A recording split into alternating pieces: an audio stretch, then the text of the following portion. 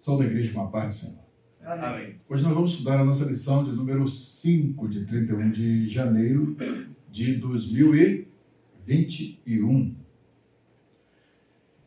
A nossa lição tem por título: O povo traz ofertas para construir o tabernáculo. Então, é um dia em que o povo recebe o grande privilégio de contribuir para ser feita a morada de Deus com eles. Deus vai tabernacular com eles. E isso precisa ser visto dentro da macroestrutura do Êxodo, porque vocês vão perceber que quando nós vemos, o livro como um todo a partir da sua macroestrutura, o que nós compreendemos? O que nós vemos dentro dessa macroestrutura? Nós vemos que no capítulo 31 há uma interrupção. Era para o capítulo 32 ser o capítulo 35. Tá? Mas acontece um episódio em que o povo transgride, quebra o mandamento. Naquela linguagem e figura que nós utilizamos, no dia, já está aqui nas vésperas do casamento, quase tudo preparado, certidão sendo lavrada, a noiva adultera. Aí entra aquele bezerro de ouro na história e acaba complicando toda a situação. Esta situação se complica no capítulo 32 e, dentro da perspectiva metodológica do Walter Brueggemann, o que acontece no capítulo 32? Há um movimento de desorientação. Tudo até aquele momento estava com quais qualidades? 3 delas: equilíbrio, harmonia e simetria. Tudo tranquilo. Capítulo 32 mostra que o pacto foi quebrado. Tudo que fora ensinado, praticamente, ali era a revogação definitiva da aliança. E é exatamente o que acontece, essa interrupção, essa quebra do pacto, faz com que Deus lá na montanha fale o que para Moisés? Olha, o teu povo transgrediu a minha lei e elegeu para si uma outra divindade que, segundo eles proclamam, os tirou do Egito. E agora, eu fui traído. Eu fui traído. Então, este teu povo, eu não tenho condições de ir mais no meio deles, porque se eu for, eles vão ser consumidos. Então, já estou avisando que eu não vou mais. Ou seja, o casamento está para acontecer. E o casamento estando para acontecer, acontece essa tragédia de a noiva adulterar. Vocês viram a linguagem que é utilizada, prostituição, adultério, é a linguagem utilizada quando o povo de Deus troca Deus por algo que, interessante, feito com material de Deus. Eles usaram todos os recursos que Deus deu previamente com um objetivo, com uma meta, com uma finalidade. Deus nunca nos dá as coisas sem finalidade. Vamos, de repente, ver isso de um modo melhor mais à frente. Eu acho que vai ampliar um pouquinho, dar uma margem de tempo. Mais à frente no Novo Testamento, nós vamos fazer esses dois vínculos, a questão da oferta que é dada, a motivação dela aqui nesse texto, e como isso remete para o Novo Testamento, tá? Porque agora é a nossa vez, agora é o nosso tempo. Então, Deus nunca dá ao seu povo, principalmente quando ele tem um projeto em mente, coisas supérfluas. Mas muitas das vezes a falta de compreensão daquilo que Deus dá faz com que o povo de Deus não espere o momento certo de usar e usa de modo errado. Então, o que acontece? Todas aquelas riquezas que Deus deu, ouro que foi usado indevidamente, incorretamente na construção do bezerro, tinha aquela finalidade? Não. Quando Deus abriu o coração dos egípcios para darem tudo, para ver se aquele povo saía de lá, e eles deram tudo que eles pediam, e Deus falou que eles iam dar tudo o que eles pediam, qual era o objetivo, qual era a meta, qual era o propósito? Até aquele momento, desse interlúdio dos capítulos 32, 33 e 34, esse interlúdio, ele ocorre exatamente por conta de quê? De não se utilizar o que Deus dá de modo correto. Não foi para construir bezerro de ouro, um rival de Deus, que Deus deu, né, todas aquelas riquezas para o seu povo. Está pegando a perspectiva teológica do texto, tá? E da sequência aí, da macroestrutura? O que ocorre então? Ocorre que chega nesse momento específico, tá, em que o povo faz esta besteira, né, em que o povo utiliza os recursos divinos de modo incorreto, e aí vem a provação. E esta provação, ela chega ao ponto de termos vidas perdidas, morte, tragédia, uma tragédia levando a outra. A primeira tragédia é o pecado, a quebra do pacto, da aliança. E o pecado traz no seu bojo sempre o quê? O salário do pecado é a morte. Vejam, mortes acontecem, Moisés fica irado, faz besteira, quebra as tábuas da aliança, né? Nem em cima ele está querendo acalmar Deus, quando chega lá embaixo, Deus, acho que eu vou lá acalmar Moisés, ele está bravo. Quebrou até as tábuas que eu escrevi com os meus dedos, está doido. Para pensar. Olha o tamanho das consequências que o pecado traz. O pecado traz desarmonia, o pecado traz desequilíbrio, e o pecado traz assimetria. A simetria é o povo, né, estava naquela condição simétrica. Agora nós temos nós aqui em comunhão, Moisés o mediador em comunhão com o Deus Todo-Poderoso. Ele vai trazer as orientações de Deus para nós. E daqui a pouco nós estaremos construindo o tabernáculo do Senhor. Assim, a águas plácidas e tranquilas deveria correr a história. Só que a história nos mostra, né, que este evento do capítulo 32, há aqui uma ruptura que precisa ser sanada. Bem, graças a Deus, no capítulo 33 nós temos um homem que luta com Deus, que intercede, que briga pelo seu povo, que reivindica, né, a paternidade divina desse povo, relembra a Deus o propósito, os pactos e tudo, e convence Deus, por assim dizer, né, convence Deus de voltar a caminhar junto com o seu povo. Capítulo 34 que nós estudamos, capítulo 33 mostra que o único veículo para uma reorientação, o que é a reorientação ou nova orientação, na perspectiva do Walter Brueggemann, quando tudo volta para equilíbrio, harmonia e simetria. Qual é o único elemento que pode ser usado para isso acontecer? Oração. Pode falar alto, gente. Vocês já são alunos de PhD, já. Vocês já são tudo PhDs. Podem responder com segurança. Né? A oração, a intercessão é o único meio que pode fazer com que a desorientação volte à orientação. É o que acontece no capítulo 3. Moisés vai para a brecha da oração, busca a Deus, intercede. Né? No capítulo, ele chega até a colocar, no capítulo 32, a colocar a sua vida para que Deus, né, pode fazer até com outro, tira a minha vida, mas não quebra essa relação. Né? E chega um momento que ele diz, se o Senhor não for conosco, não nos faça sair daqui. Nos deixe quietinhos aqui, porque nós vamos fazer nessa caminhada sem a tua orientação? Sem o Senhor falando para nós, sem o Senhor nos orientando passo a passo o que temos que fazer, se as emergências surgirem, a quem nós vamos recorrer?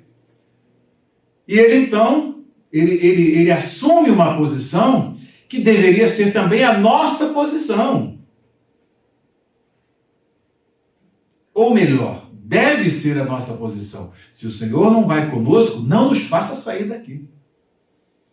Né? Nós estamos num período muito sério. Né? Por quê? Porque há 7 anos, já tem 7 anos, que Deus não brada para nós, como sempre fez, em profecia, para orientar a sua obra. daquele modo como nós sabemos que é o ministério profético. E tem uma profecia que o Senhor falou para nós, foi até relembrado agora, nessas leituras que estão sendo feitas das profecias antigas, que o Senhor falou que nunca ia deixar de usar vaso naquele mistério, né, de arrebatá-lo, que a gente chama de sono profético, né, de arrebatamento profético, para falar para nós. O Senhor falou que quando recolhesse um, levantaria outro, e assim fez com o irmão Ananias, levantou a irmã Josemi, e nós estamos desesperadamente precisando de que Deus faça isso no nosso meio.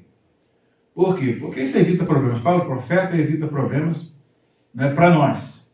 Por quê? Porque o profeta ali não tem quem é bonitinho, quem é bonzinho, quem é feinho. Né? O profeta não tem nada a ver com isso. Deus fala direto e atinge a quem tiver de atingir. Então essa foi sempre a nossa segurança e essa foi sempre a matriz de caminhada da obra, que é espelhada exatamente na experiência de Moisés. Não tem um momento em que eles caminhem sem o Senhor estar presente, falando, orientando. Né? E algo que é muito mais importante é que, olha, para outros eu falo por sonhos, visões, mas com Moisés eu falo face a face, cara a cara. Então, nós vemos que Moisés, ele ocupa um papel central e importante neste momento de crise, né? Nesse momento de crise que é forjado o coração, que é demonstrado, revelado para nós o coração de um grande pastor, de um grande líder, que tem preocupação principal com o quê? Qual é a preocupação de Moisés nessa caminhada? Deus revela um plano magnífico. Nenhuma nação tem isso. Vou usá-los para construir um tabernáculo no qual eu habitarei no meio de vocês. Os povos das nações faziam o quê? Tinham esse desejo. Quando eles construíam lá os seus shrines, lá, né, seus templos, né? Eles tinham o objetivo de fazer com que a divindade caminhasse com eles, orientasse. Então eles colocavam aquele ídolo dentro dos templos com o objetivo de fazer o quê? A divindade está conosco. Só que aquilo tudo era mito, superstição e absolutamente um absurdo que é reprovado nos 10 mandamentos.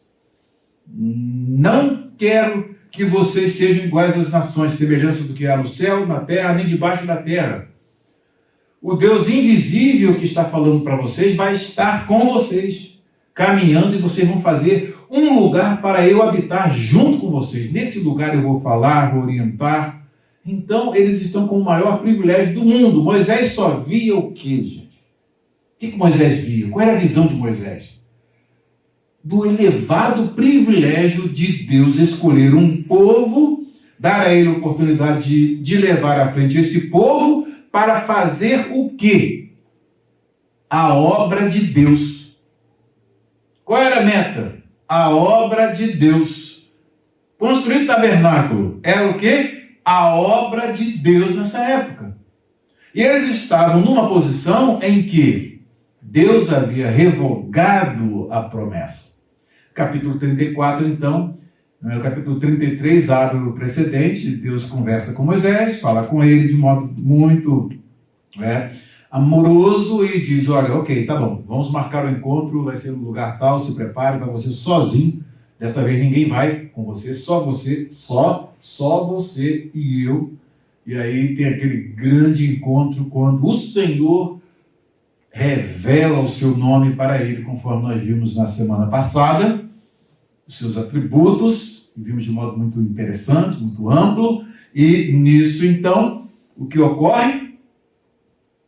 Deus faz promessas novas, reata a aliança e faz novas promessas, faz um novo pacto e diz que ele vai fazer coisas terríveis, né? Porque terrível é o Senhor. Aquilo que ele faz é terrível que eu faço contigo. A palavra terrível, ela tem uma significação dupla. Ela pode significar, ter um significado negativo que é o primeiro significado dela, mas também positivo, algo extraordinário, que ninguém nunca viu. É o que eu vou fazer contigo, a obra que eu faço contigo. E guarda o que eu tenho mandado, faz o que eu tenho orientado. Vocês veem paralelos naquilo que Deus está fazendo conosco hoje? Tem paralelos? É a mesmíssima coisa. Deus tem um projeto, Deus tem algo para fazer, Deus nos convoca para fazer, nos dá o privilégio, dentre o seu povo escolhido na terra, os eleitos de Deus, Deus nos escolhe, como escolhe esse povo que está aqui, para fazer um trabalho, coloca nas nossas mãos, e nós corremos o grande perigo de fazer o quê? De desviar o foco e até usar aquilo que Deus deu para fazer a obra de Deus com outras finalidades. Aí vem a desorientação. Tudo se torna desequilíbrio, desarmonia e assimetria. Vocês estão acompanhando a mensagem? A sequência? A estrutura? Então, o que nós temos que ter cuidado? Deus mandou fazer uma coisa, o que tem que ser feito? Aquilo que Deus mandou fazer. Tá? Deus dá recursos para fazer uma coisa, e em hipótese alguma pode ser utilizado para outra coisa. Tá? Então, esses capítulos que nós vamos estudar, 35 e 36, prestem atenção, porque eles têm muito a nos ensinar. Eles vão nos ensinar coisas tão grandiosas, tão estupendas, tá? Que vocês vão ver como Deus está, na instrumentalidade do pastor Manuel, nos fazendo caminhar por uma caminhada que não é a do povo de Israel, é a nossa caminhada. Deus está revelando como pode ser boa e como ela pode ser ruim, como ela pode ter aspectos positivos e como ela pode ter aspectos negativos. E o negativo sempre vem em função da quebra do pacto. Daí nós temos que prestar muita atenção. Isso é uma mensagem que engloba todos nós nesta obra que Deus nos colocou para fazer, que o Senhor sempre usa esse verbo fazer em relação à obra. Pode fazer a pesquisa no corpus profético aí nosso, que você vai ver, faça a minha obra, farás a minha obra, uma grande obra tu farás, sempre tem esses elementos. E é exatamente que Deus nos escolheu para fazer uma obra, agora não é tabernáculo. Agora nós temos alguma coisa para fazer. Por isso que eu quero estudar dentro dessa perspectiva de tipo, antítipo, tá? A nossa lição, para que nós hoje tenhamos pelo menos, eu quero que vocês tenham pelo menos esse panorama teológico e qual é a proposta teológica, o ensinamento que o texto na sua estrutura e na sua sequência está querendo nos dar. Daí, eu creio que vocês já pegaram todo esse movimento, onde houve desorientação, capítulo 32. Onde houve a intercessão, capítulo 33. Onde houve a reorientação, capítulo 34. E capítulo 35 é o recomeço. Agora é o momento de construir o tabernáculo. Como acaba o capítulo 32? Aí vocês vão estudar e vão aprender o quê? A questão da função. Olha, capítulo 31, antes da desorientação do capítulo 33, 32, o que acontece no capítulo 31, no finalzinho? Qual é a última revelação de Deus aí no capítulo 31? Finalzinho aí do capítulo 31. O que acontece?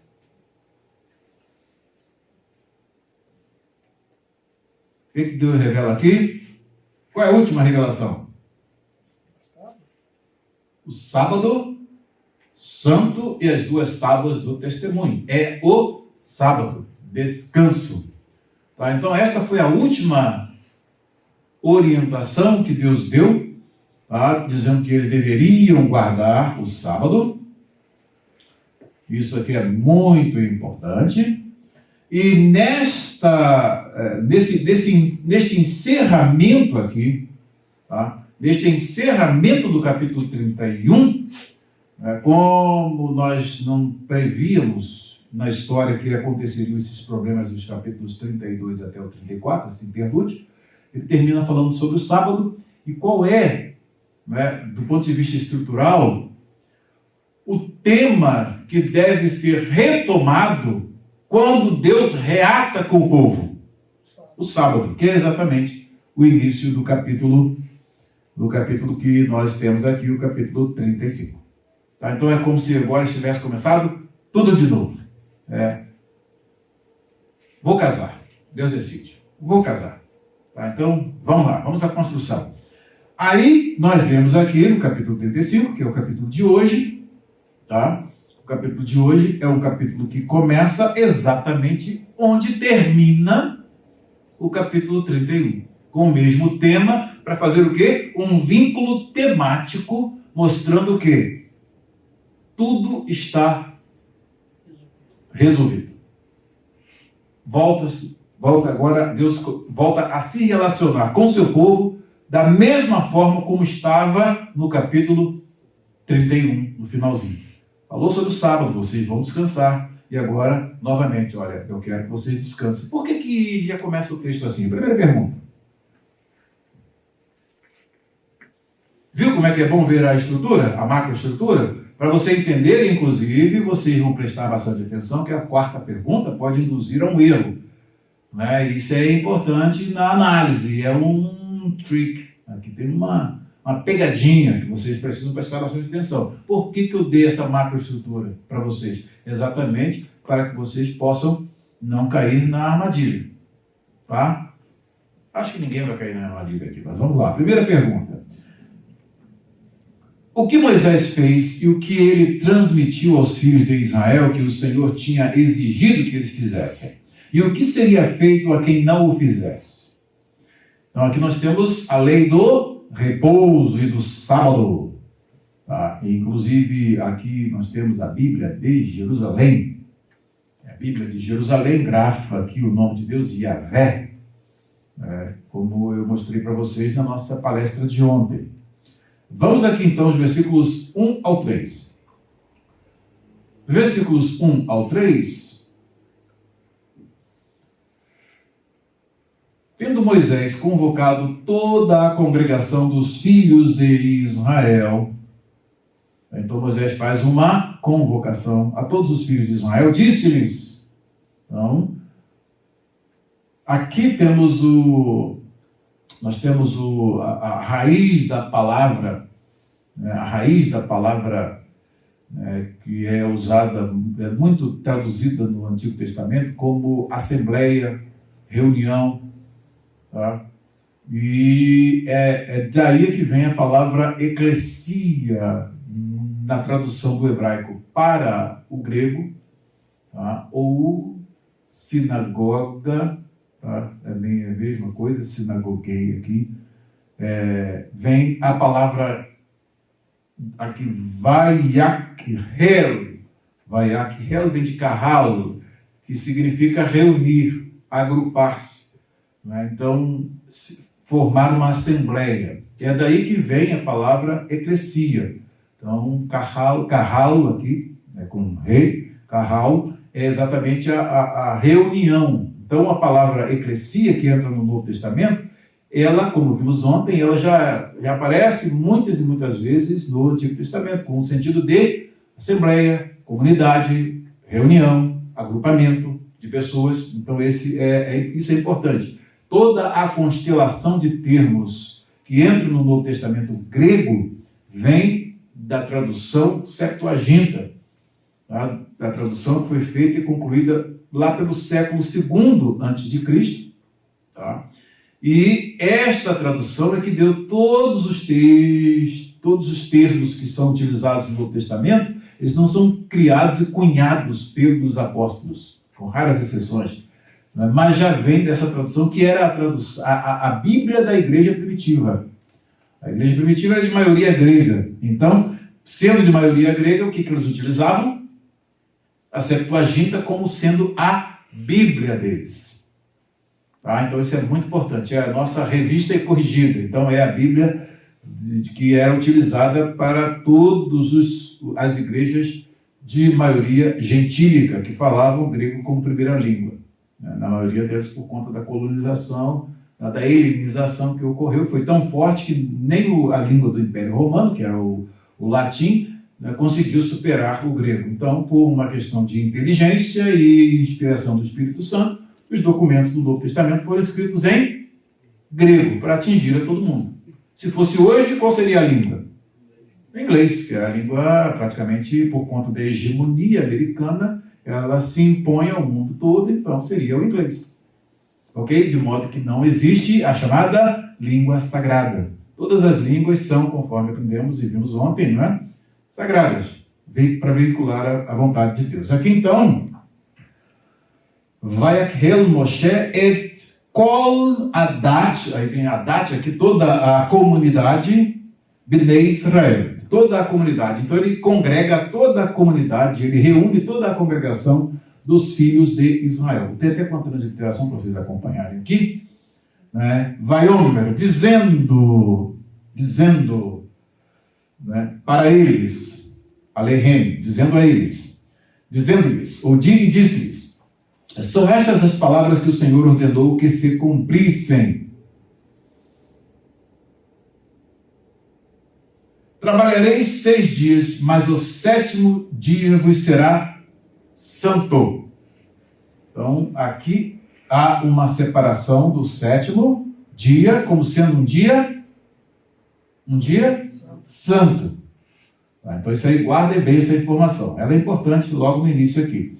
O sábado do repouso, né? Então tem uma expressão muito interessante, inclusive no texto hebraico, é Shabbat, Shabbaton, né? Que é exatamente o descanso, é exatamente esse dia de descanso, né? Descansador, né? Que é o dia de descanso, que é, para não ficar nessa forma redundante, e diz, o sábado de repouso solene ao Senhor. Veja bem que isso aqui é algo feito em relação a Deus, tá? O sábado ele tem a finalidade de fazer-nos repousar, mas com o foco de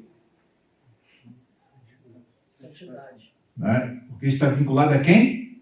A Deus. É para Deus. É o descanso que você vai parar as suas atividades, né? Para que os israelitas, vocês vão parar as atividades de vocês, mas vão fazer o quê? Dedicar a Deus.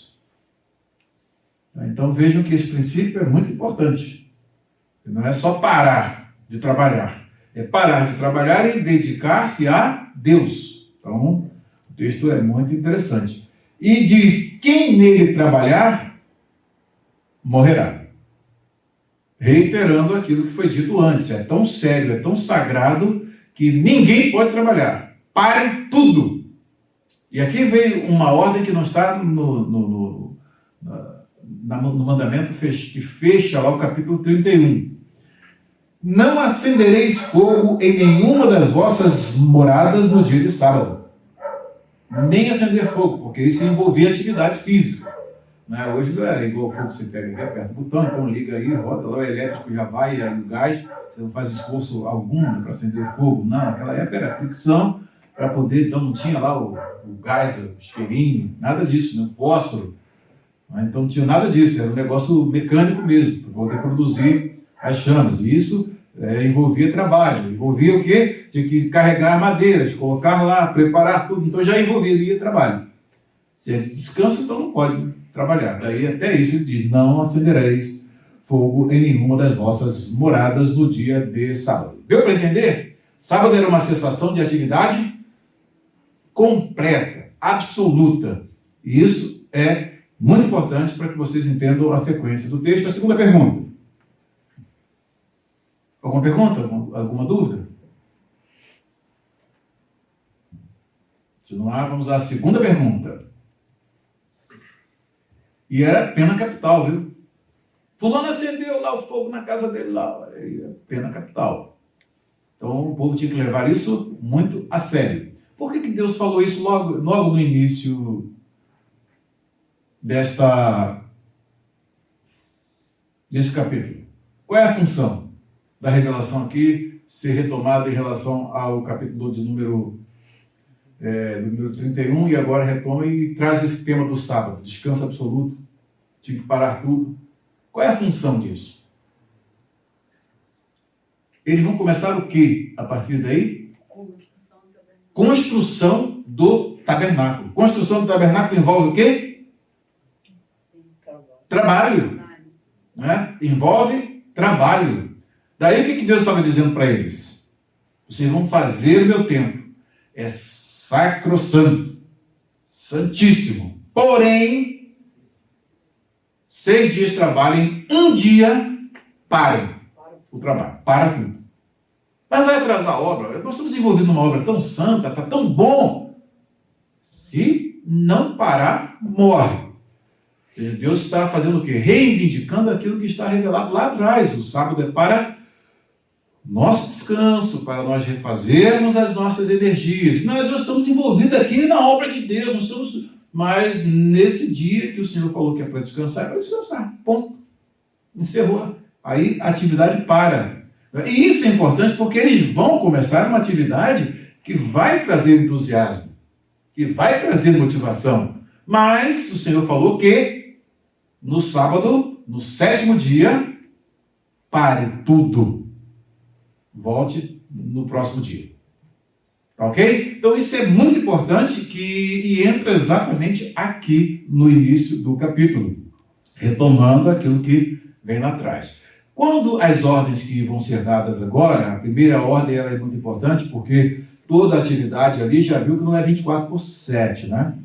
Pode ser por 6, mas por 7 não. Tem que tirar um dia de descanso numa sequência de 7 dias, um dia é para o descanso. Aí isso aí Deus está fazendo para o bem dele. Hein? Para o bem dele. Até o modelo da criação Deus fez, né? E chegou no 7º dia, Deus descansou e santificou aquele dia. Então, num ciclo de 7 dias, quando chegou no 7º dia, Deus descansou. Deus estava cansado, né? Poxa, Miguel, trabalhei para valer, viu? Às vezes o universo, todas essas galáxias todas aí, estou cansado. Foi isso? Haja. E o verbo né, sai. E o espírito realiza. Pronto, está pronto. Tem um planejamento estratégico aí que eu vou te dizer. Hoje nós estamos descobrindo como o universo, né, as leis do universo, as leis da física, o quanto tudo está envolvido do ponto de vista biológico, químico, físico, né, astrofísico. Não é? Para fazer um universo desse aí, tem que ser um Deus mesmo do tamanho do nosso Deus. Não pode ser diferente. Com uma capacidade do nosso Deus. Com toda a sabedoria que hoje nós estamos passo a passo descobrindo. Estamos engatinhando no descobrimento do universo, o que é o universo, descobrindo a estrutura humana, o DNA, cada um de nós tem o seu DNA, que desenha todo o seu ser, até os seus cabelos, aí tudo está no seu DNA. Né? E esse Deus, né, você já viu, é uma enciclopédia de 150 andares aí para poder escrever o seu DNA, do seu corpo, do que você é uma biblioteca enorme. Tá? Então, o que ocorre? Um prédio de 150 metros é bem alto, bem alto. E esses bilhões de pessoas, e Deus sabe o código de cada um, não confunde em hipótese alguma. Então tem que ser um Deus desse gigantesco. Então, para fazer aquele universo todo, chega no 7º dia, Deus descansa, não porque ele estava cansado, exausto. Foi fácil, naquela galáxia ali deu trabalho. E para botar aquele planeta para girar ali, que ele não queria ficar. Foi assim? Luciano? Né? Haja. E assim aconteceu. Haja luminária. E assim aconteceu. Assim. Bilhões aí de estrelas, né? Tranquilo, só falou e tudo se fez. E exatamente ele chega no 7º dia, ele para. Então ele para nos dar o exemplo, porque nós cansamos. Principalmente depois da queda, você sabe que nós somos sempre, né, depois da queda vieram vários problemas e nós cansamos. E por cansarmos temos que parar, mas não é só parar e manter a comunhão com Deus. Era o mais importante do que eles iam fazer. Então, esse entusiasmo que iria envolvê-los era um entusiasmo que precisava ser medido e tranquilizado naquele dia que Deus falou para descansar. Tá? Porque senão eles iam querer pegar direto. E não pode, não deve. Tá? Daí, então, a segunda pergunta vai falar sobre a próxima ordem. Quais os materiais que Deus mandou que os filhos de Israel trouxessem como oferta para a construção, para a iluminação e para a unção dos sacerdotes? Então, vamos ver aqui quais os materiais. Eu vou ler aqui para vocês. Os versículos 4 a 9. 4 a 9.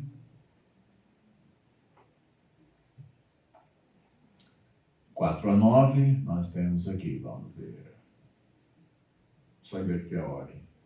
Falou mais Moisés a toda a congregação dos filhos de Israel, dizendo: esta é a palavra que o Senhor ordenou, dizendo: tomai do que vós tendes uma oferta para o Senhor. Eles tinham. Tomai do que vós tendes. Vocês têm. Eles tinham? Você está falando que eles tinham, que eles tinham. Então é importante. Tanto tinham que fizeram o que não deviam com aquilo que tinham. Fica ligado, né? Fizeram o que não deviam com aquilo que tinham. Esse é o grande perigo. Porque Deus não deu ouro para eles fazer bezerro de ouro. Para se refestelar lá, fazer aquela festança toda, aquela orgia, aquela bagunça toda. Não foi com essa finalidade. O que Deus deu a eles durante o tempo que eles ficaram no Egito, acumularam riquezas, trouxeram muitas coisas e ainda ganharam mais coisas depois, tá? Depois que eles saíram, na saída do Egito. Tá? E nesse vínculo que a gente percebe em que Deus manda que eles trabalhem na construção do tabernáculo durante 6 dias e pare um, faça o contraste com o trabalho que eles tinham sob Faraó. Como era o trabalho que eles tinham sob Faraó? Trabalho escravo. Ele não era... Lá era 24/7. Era um trabalho que realmente exigia deles mais do que a capacidade corporal e física que eles tinham. Olha a diferença, o contraste está sendo feito aqui entre os dois senhores. O senhor que eles tinham no Egito, onde eles eram escravos, trabalhavam lá fazendo aquelas construções para quem?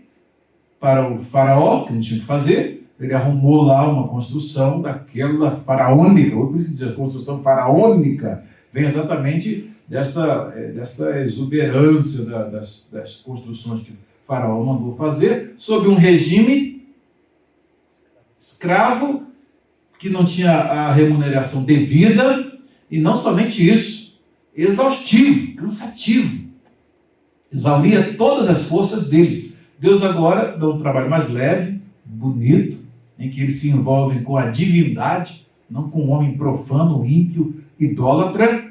Agora é o próprio Deus, e eles dão uma tarefa para eles, porém diz: olha, essa tarefa é importante, mas olha, fechou o 6º dia, acabou tudo, só no 8º dia agora. Tá? Olha a diferença, faça um contraste. E agora eles vão ser requeridos, aqui, de trazerem aquilo que eles têm.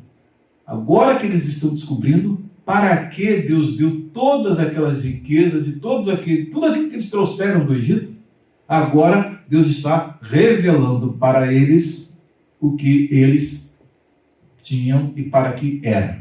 Isso já nos ensina? Já nos ensina, pastor Vanilson? Muito, né? Então nós temos que ficar atento. Para que Deus está nos dando as coisas? Para que Deus está nos dando condições? Nós temos que ficar atento. Outra coisa, olha a preocupação de Deus aqui com o bem-estar dos trabalhadores. Tá? Outra coisa que vocês vão ver que é importante, e eu vou fazer essa observação agora, desde lá das leis de caso, daqueles que nós fizemos, né, as leis, a jurisprudência dos capítulos 21, 22 e 23 que nós estudamos, as mulheres são referidas apenas de modo passivo. Tá? Elas são referidas de modo passivo. Na construção do tabernáculo, nesse capítulo 35, você vai ver uma reversão totalmente extraordinária aqui, porque você vai ver as mulheres trabalhando né, ativamente para a construção do tabernáculo, com motivação. Essa motivação toda que vai acontecer aqui, que Moisés diz, né, tomai do que vós tendes uma oferta para o Senhor. Essa oferta é para quem? O Senhor. Para o Senhor. Cada um cujo coração é voluntariamente disposto atrará por oferta alçada direção ao Senhor. Tá? Então isso aqui é algo muito importante. A oferta é para o Senhor, mas a oferta, quem deu a capacidade de contribuir para eles? O Senhor. Quem moveu o coração dos egípcios para dar todas aquelas riquezas, todas? Saiam daqui, por favor. Eu não quero mais vocês aqui, porque não dá mais. Já morreram meus filhos, já morreram meus animais, não dá mais. Saiam daqui. Né? O que vocês querem? Quero ouro. Toma, quero prato. Toma, quero dar seu leite. Me dá seu brinco. Toma. Quero tudo, né? Para poder tirá-los de lá. Com que finalidade? Agora eles estão sabendo. Deus está revelando para que Deus deu tudo aquilo para eles. Não era para eles. Era para eles usarem para a glória de Deus e para fazer a obra de Deus. Tá? Isso é muito, gente. Eu acho que é o centro de ouro desta lição. E outra coisa, o que eles iam trazer era de quem? Deles. De certa forma, propriedade estava na propriedade de quem? Deles. Eles eram os donos. Por isso que Moisés aqui fala, a palavra que o Senhor dá a eles é tomai do que vós tendes. Então é de vocês. Mas agora o que mostra algo que está vinculado à disposição do coração.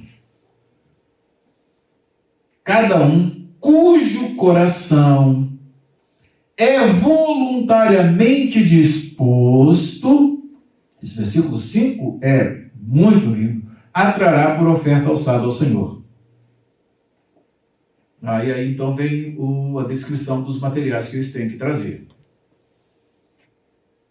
Tá? Então, a voluntariedade está envolvida numa oferta alçada para se fazer o trabalho de Deus. Não tem nenhuma imposição, ninguém é obrigado a levar oferta, a entregar oferta. Aqui nós estamos vendo o princípio da voluntariedade, que está, né, nós já aprendemos isso lá atrás.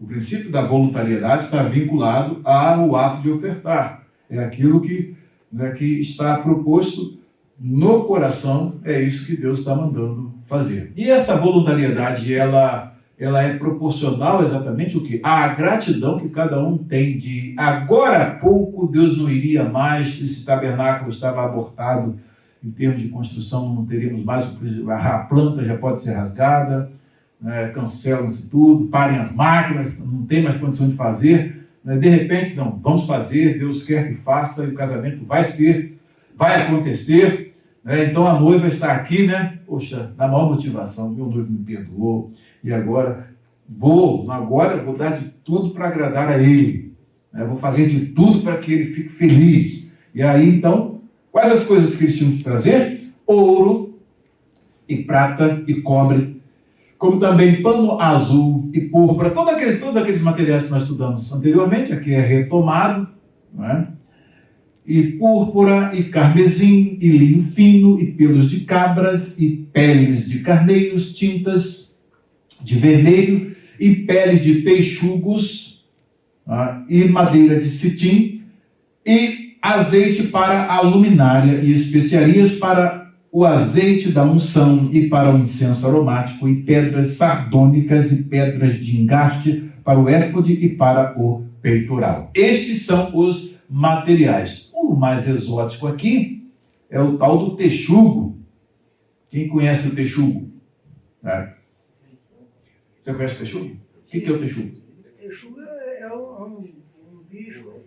A semelhança dele é parecido um pouco com a couraça de tatu. Mas parece que ele tem tipo algumas escamas, assim. É um bicho diferente. É diferente? Diferenciado, né? Não. A palavra está traduzida aqui por texugo, tahash. A raiz aqui é tahash. Vou botar aqui a raiz para vocês verem. Ela está assim marcada no Hebrew Lema aqui. é uma palavra que tem levado os estudiosos a tentar descobrir o que vem a ser esse tal de texugo. Então, há muitas ideias, porque não se tem uma definição precisa do que vem a ser esse texugo. Aqui é traduzido por texugo, mas o que significa tarras? A palavra tarras, ela tem um sentido. Eu não vou fazer uma busca aqui, e dentre os sentidos que são apresentados, é preciso que tenha uma quantidade bem grande do couro desse animal, da pele desse animal, para que ele possa, para que se possa fazer, né, todo o trabalho que deveria ser feito ali. Então, fazendo uma pesquisa, essa enciclopédia aqui que eu falei tem tudo e mais um pouquinho, ela apresenta no verbete texugo, tá, que eu tenho até a cópia aqui para ler para vocês, ela apresenta várias opções daqueles que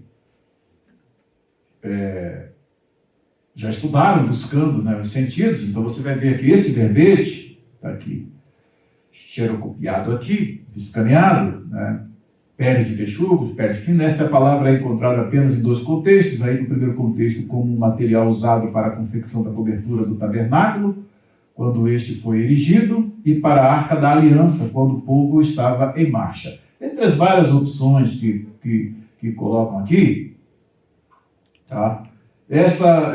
Há um consenso geral de que essas instruções foram dadas perto da foz do Golfo de Aqaba, que nós já estudamos, já vimos o mapa, tudo direitinho. Tá? E o terceiro ponto que é apresentado, são apresentadas aqui várias opções, que eu não vou ler para vocês, por causa do nosso tempo. Tá?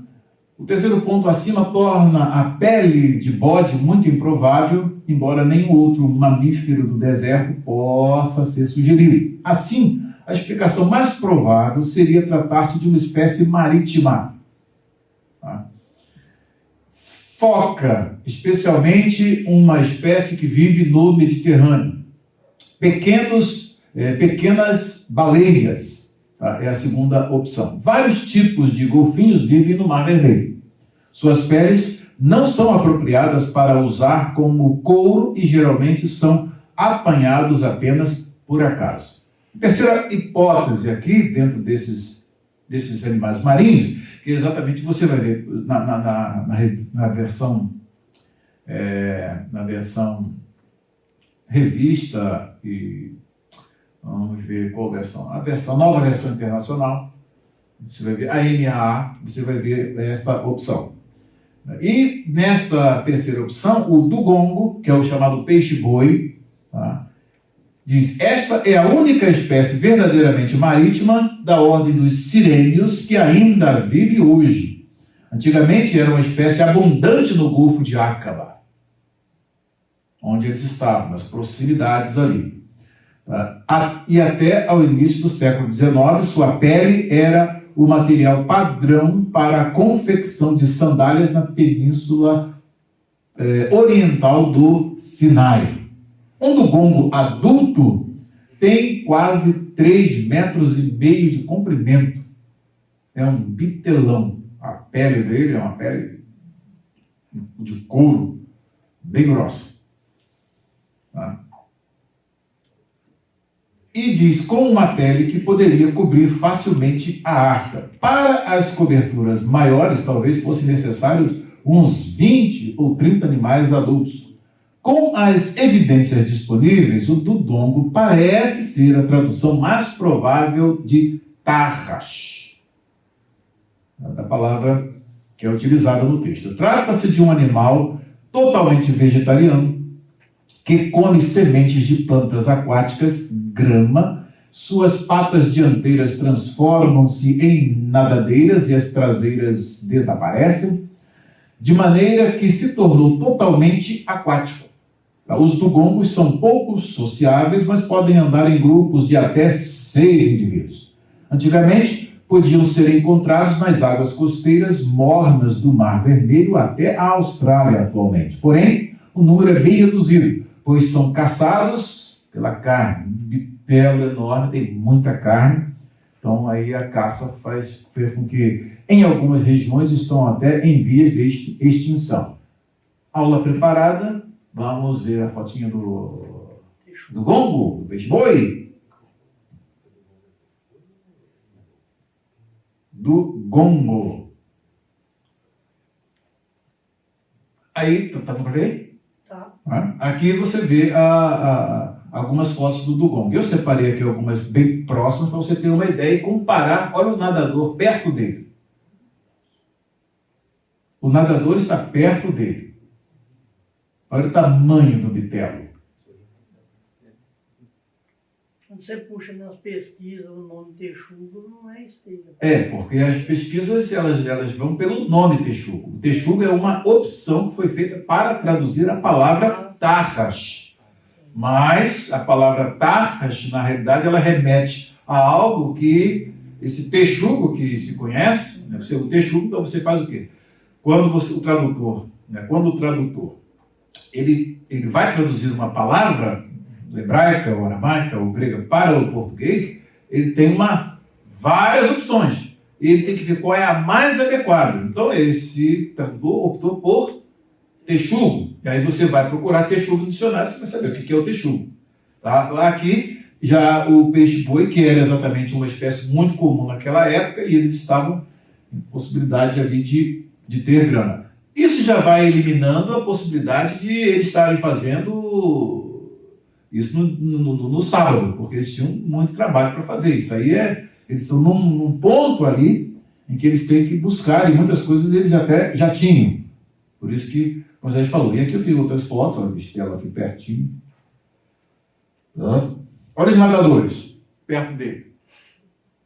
Vendo aqui os nadadores? Tá? E a última foto aqui, olha, é um peixe-boi. Por isso que ele é chamado peixe-boi. Né?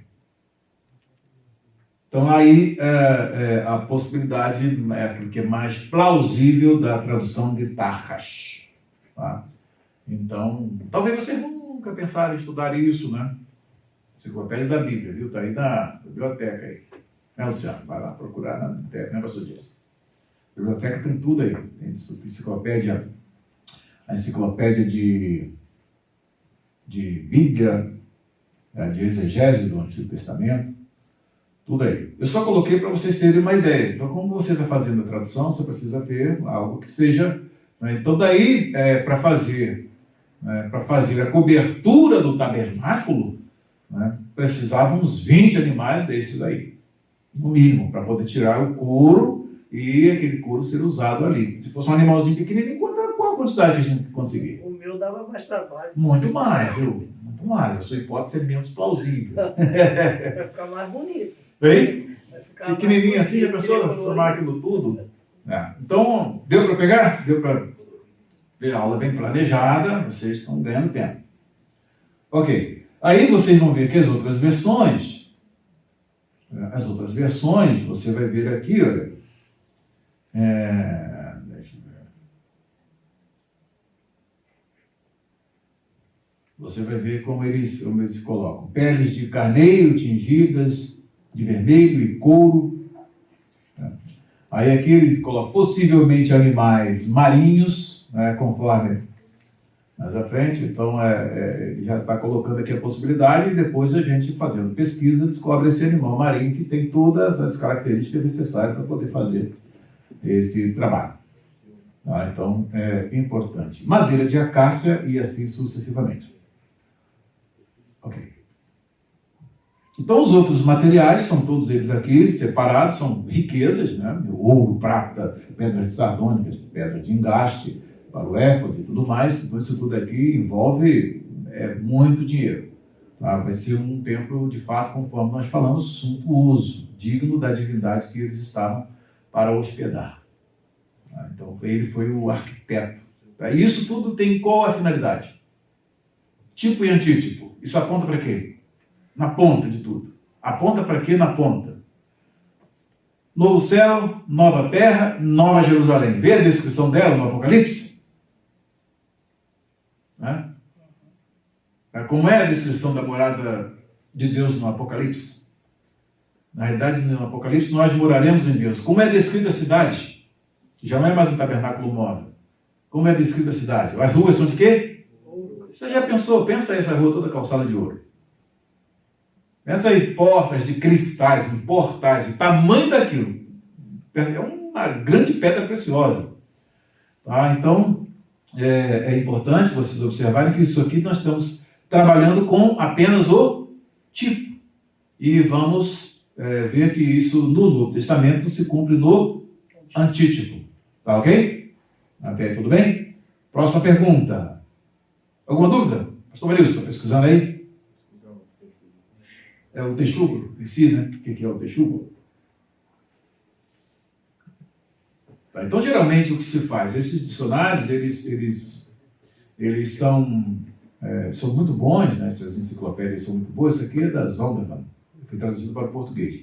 Porque traz sempre eles fazem buscas e cada artigo é dado a um autor para escrever aquele artigo. Então, são muitos colaboradores e, por isso, eles podem fazer pesquisas sobre um único tema. Aí chegar de filtrar de tudo quanto eles encontraram a informação mais relevante e a mais plausível, a mais próxima daquilo que o texto possa estar dizendo. Se você vai procurar, por exemplo, no Talmud, você vai ver lá que tem informação, não vou abrir aqui para vocês, que foi a pesquisa que eu fiz, dizendo que não poderia ser, por exemplo, o texugo, nem outro animal como o peixe-boi, porque era um animal impuro. Mas não fala que vai comer o animal. Tá? Assim como tudo aquilo que eles trouxeram do Egito, vieram de um povo o quê? Idólatra, pagão. O ouro que eles estão trazendo vem de onde? A prata que eles estão trazendo e tudo mais vem de onde? De um ambiente idólatra. O que acontece é o quê? Nesse momento específico, o que eles estão trazendo passou a ser santificado para o trabalho de Deus. Tá? Então tem esse aspecto importante. Ok? Deu para entender? Tá? Então não tem nada de impuro. Então, porque o peixe, boi, esse do Congo aí, é um animal impuro, que está descrito e depois vai ser descrito que não se pode comer. Ninguém está falando que vai comer do bom, vai usar o couro. Né? Então é muito importante. Né? Você usa o seu carro para vir para a igreja. Né? O seu carro. Quem fez o seu carro? Quem fabricou? Então você só vai poder trabalhar hoje. Vamos trazer para hoje. Só vão poder ter agora tudo que foi feito por servo de Deus. Funciona assim, Leita? Funciona, Marita? Quem fez a sua roupa aí? Seu relógio? Seus óculos? Tá? Então, quem santifica é o uso que se faz aqui nesse caso específico, que se santifica, a finalidade. O aspecto aqui que ressalta a santidade, é aquilo quando é dedicado. Então, naquele momento que eles saem de lá do jugo de Faraó, passam pelo mar, né, do Golfo de Acaba ali, passa por aquela travessia, o Mar do Fim, né? Como é que é o nome lá em hebraico? Yam Suf. Né? E chegam aqui, tudo deles agora está santificado para Deus. Tá? Daí o que torna o pecado que eles cometeram no capítulo 32 hediondo, crime hediondo. Tá? Porque eles pegam o que Deus santificou, que tinha uma finalidade que era para construir o tabernáculo, e usam para construir um inimigo de Deus, colocar o inimigo em cena ali para rivalizar com Deus. Aí o crime se torna altíssimo e tem alta punição. Ok, próxima pergunta.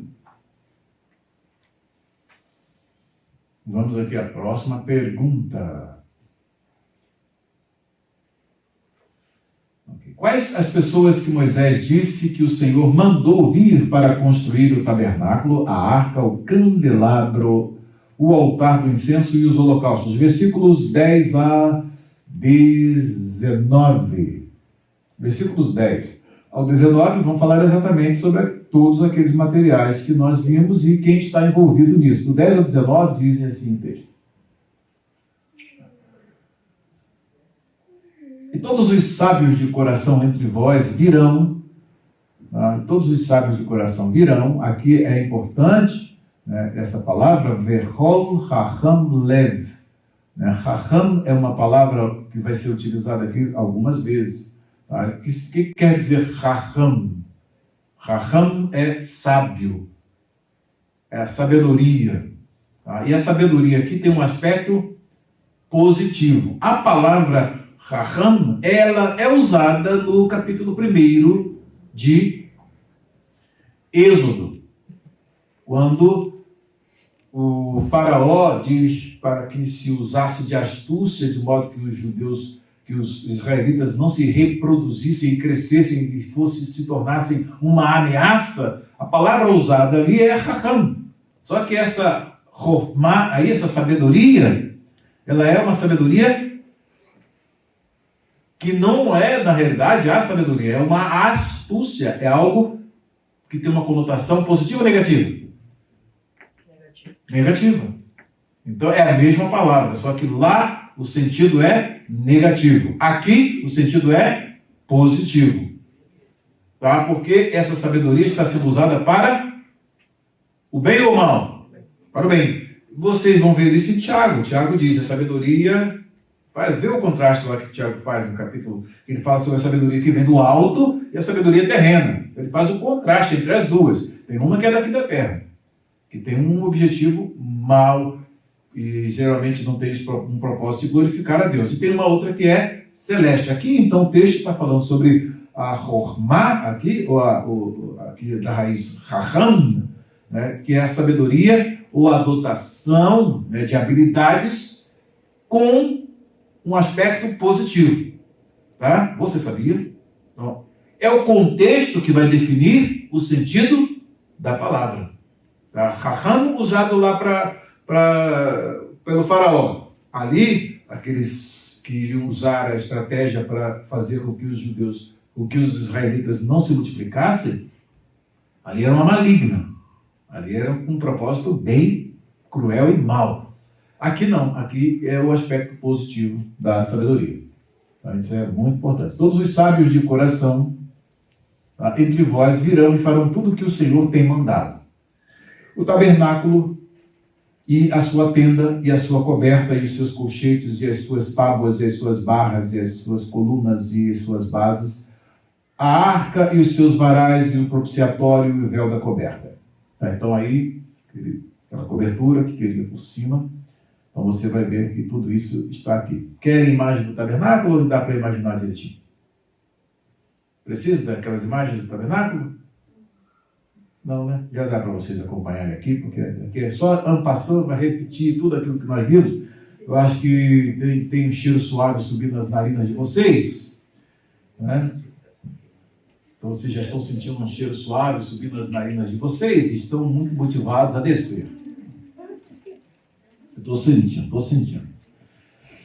Ok? Todos os aqui, a mesa e os seus varais e todos os seus utensílios e os pães da proposição e o castiçal da luminária e os seus utensílios e as suas lâmpadas e o azeite para a luminária e o altar do incenso e os seus varais e o azeite da unção e o incenso aromático e a coberta da porta à entrada do tabernáculo, o altar do holocausto e o crivo de cobre que terá seus varais e todos os seus utensílios e a pia e a sua base e as cortinas do pátio e as suas colunas e as suas bases e a coberta da porta do pátio, as estacas do tabernáculo e as estacas do pátio e as suas cordas, as vestes do ministério para ministrar no santuário e as vestes santas de Arão, o sacerdote, e as vestes dos seus filhos para administrarem o sacerdócio. Todas essas coisas, elas são agora trazidas, eles têm tudo isso armazenado e agora eles vão trazer para ofertar no templo. Já está pronto, não é isso? Não. Vocês já estão com um cheirinho de comida, o cérebro não está funcionando muito bem. Estou fazendo essas perguntas aí para ver se vocês estão aqui ou vocês estão lá embaixo. Tá? Então, todas essas coisas são trazidas para Moisés e ele vai administrar para fazer a construção do tabernáculo. Tá? O que temos até o momento é a tenda do encontro, que é aquele lugar, né, aquela tenda separada que Moisés colocou fora do arraial para poder ali Deus falar com ele. Agora, vão construir o tabernáculo. Tudo isso é trazido e é preciso o quê? Habilidade, competência para poder fazer esse material chegar à forma final do templo. E exatamente o que Moisés está dizendo aqui, e o Senhor já antecipou, ele já tinha dotado pessoas com essas capacidades para poder fazer esse trabalho. Isso é muito importante. E a próxima pergunta, então, quando eles recebem essa ordem de Deus, o que acontece?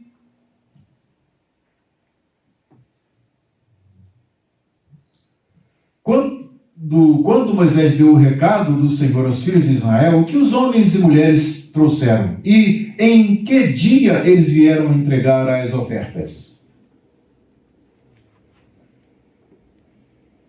Aí vamos à próxima, essa pergunta, versículos 20 e 22. Pegar aqui a minha RA. Gosto de ver a RA aqui. Então, toda a congregação dos filhos de Israel, Hadat e Kahal, são duas palavras, são traduzidas por comunidade, congregação, assembleia, e aqui você vai ver. Vamos ver aqui só um pouquinho. Versículo 20.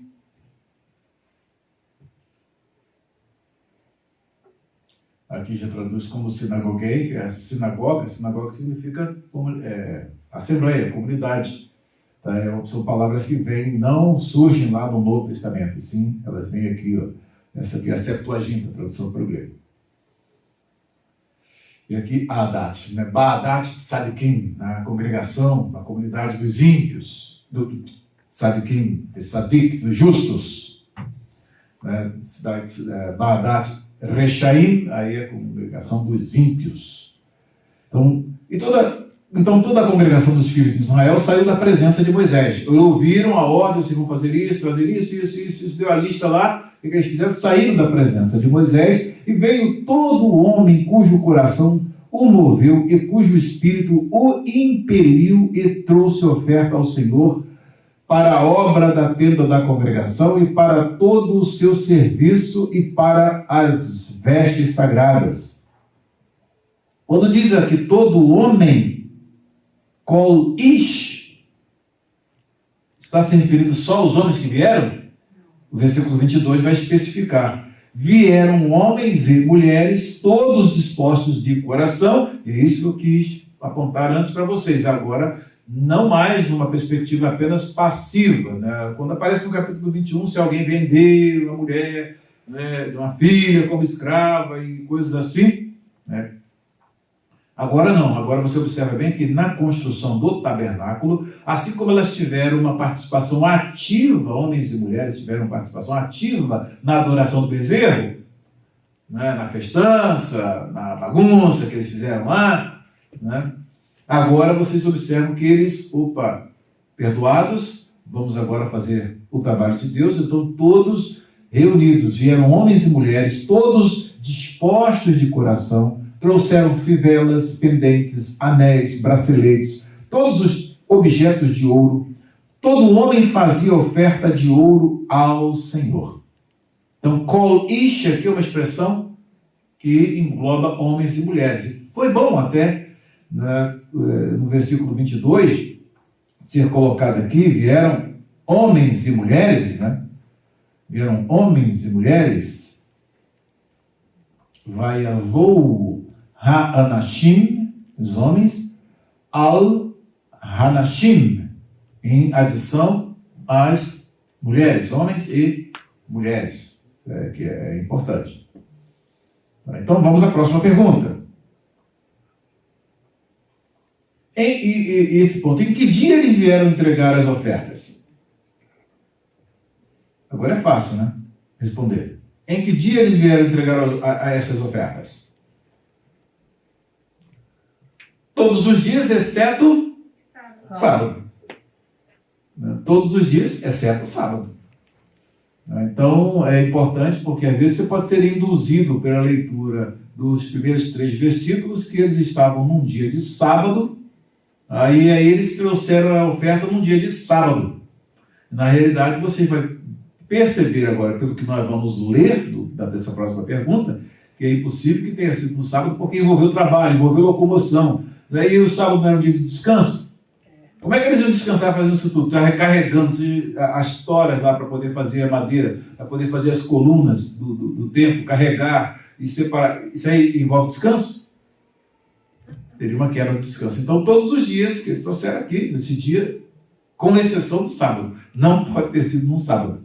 Tá? Esse aí é um trick, porque você começa lendo, né, os primeiros 3 versículos falando sobre o sábado e pensa, opa, foi no sábado que eles vieram trazer as ofertas. Aí você não pega o texto dentro do contexto, dentro do contexto, e aí você vai perceber que a interpretação vai falir. Se você assumir que foi num sábado, aí você vai ver. Peraí, mas como é que vai fazer isso tudo? Ir lá e trazer, carregar. Ué, não era proibido no sábado? Como é que eles vão carregar aquelas coisas tudo para trazer para Moisés no sábado? Ah, então, ia morrer todo mundo. Deu para pegar? Por isso que eu falei que era pegadinha. Então o texto precisa ser visto o quê? Qual é a proposta da colocação daqueles 3 primeiros versículos falando a respeito do sábado? Ele é simplesmente uma retomada do que aconteceu lá no capítulo, a última orientação dada no capítulo 31. Fala sobre o sábado. Então nós paramos onde? Esquece aí o bezerro, tudo. Nós paramos onde? No sábado. Então agora Moisés retorna. No sábado vocês vão descansar e tal. Aí Deus recomeça onde ele parou, né? Mostrando que estava tudo apagado. Aquele intervalo ali estava apagado. 32, 33, 34 estava apagado, exceto aquelas promessas que ficaram no capítulo 34, no finalzinho. Com a macroestrutura, você vai entender por que acabou com o sábado e agora começou com o sábado, que não indica que foi no sábado que eles trouxeram as ofertas. Isso é muito importante, porque você vai ver que não tem condições pelo que eles tinham que fazer. Então a próxima pergunta é exatamente a seguinte. Vamos ler o 22, né? O 22 aqui. Já lemos, agora vamos ao próximo, 23. Ok.